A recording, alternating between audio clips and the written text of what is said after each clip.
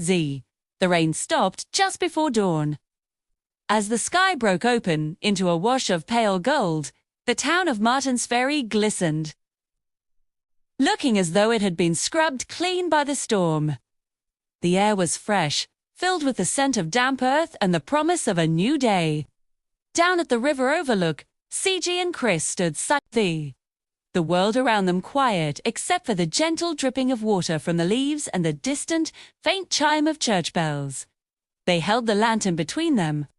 Inside, the three flames, the vibrant orange, the deep blue, and the fiery red danced together, merging into a single, pulsating light. As they watched, the surface of the river rippled, and a figure emerged from the lingering morning mist. It was the harvest spirit, her form clearer and more defined than ever before. She was cloaked in a cascade of autumn leaves, and a soft, warm light spilled from her fingertips, illuminating the space around her. Her voice was like the rustling of leaves in a gentle breeze. "You have done well," she said, her gaze fixed on the two of them. "You've brought the colors back. But the colors of the world, like all precious things, come with a cost."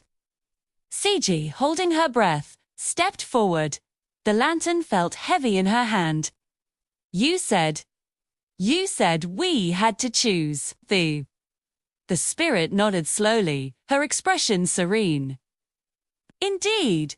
You have two paths before you get the colors, and the harvest will thrive for another 100 years. The valley will be blessed with abundance, but the memory of this autumn, of your journey and all you've learned, will fade from your minds like a dream upon waking." She paused, letting the weight of her words settle. "Or you can let the colors fade. You will remember everything, every moment, every feeling, every sacrifice. But the valley will fall into winter's gray, forever." A heavy silence fell between them. Chris turned to CG, his eyes filled with trust and a touch of sorrow.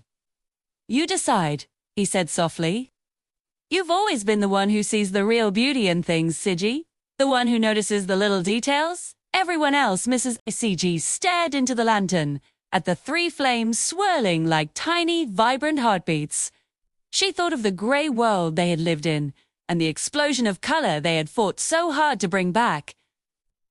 But she also thought of the journey, the friendship, the fear, and the hope. She thought of the lessons learned and the bond they had forged. A soft, sad smile touched her lips. She looked up from the flames, her decision clear in her eyes. "Let us remember," she whispered.